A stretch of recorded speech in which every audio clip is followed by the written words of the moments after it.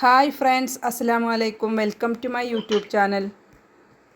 അപ്പോൾ നമ്മൾ വളരെ ടേസ്റ്റി ആയ ഒരു നെല്ലിക്കച്ചാറാണ് തയ്യാറാക്കുന്നത്. വീഡിയോയിലേക്ക് പോകാം. 1/2 കിലോ നെല്ലിക്കയുടെ അളവാണ് പറയുന്നത്. അതിനായി ഒരു കടായി സ്റ്റൗവിലേക്ക് വെച്ച് അതിലേക്ക് 1.5 ഗ്ലാസ് വെള്ളം ഒഴിക്കുക. അതിലേക്ക് 1/4 ടീസ്പൂൺ മഞ്ഞൾപ്പൊടി ഇടുക. മഞ്ഞൾപ്പൊടി ഇട്ട് തിളച്ച ശേഷം നെല്ലിക്ക ഇട്ട് വേവിക്കാം. വെന്ത് വരുമ്പോഴേക്കും ഇതിലേക്ക് വേണ്ട പച്ചമുളക്, ഇഞ്ചി, വെളുത്തുള്ളി, കായം, കറിവേപ്പില, ഉലുവ, കടുക് എന്നിവ തയ്യാറാക്കാം.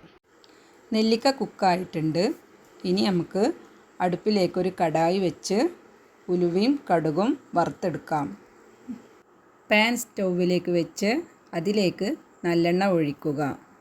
ഓയിൽ ചൂടായ ശേഷം അതിലേക്ക് കട്ടിക്കായം ഇടുക.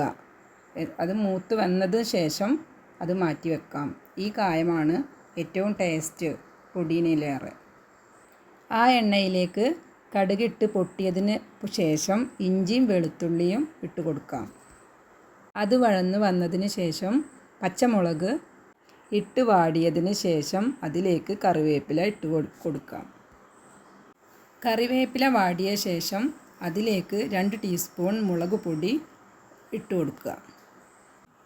മുളക് പൊടി മൂത്ത് വന്നതിന് ശേഷം അതിലേക്ക് വിനാഗിരി ഒഴിച്ചു കൊടുക്കാം.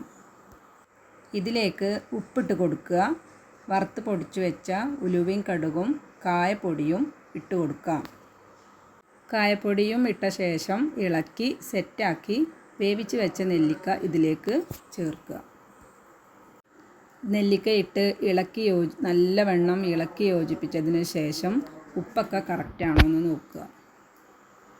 അങ്ങനെ നമ്മളെ വളരെ എളുപ്പത്തിൽ തയ്യാറാക്കാൻ പറ്റിയ വളരെ ടേസ്റ്റിയായൊരു നെല്ലിക്കച്ചാറ് റെഡി. ഈ അച്ചാറ് വീട്ടിലെല്ലാവരും ട്രൈ ചെയ്ത് നോക്കൂ.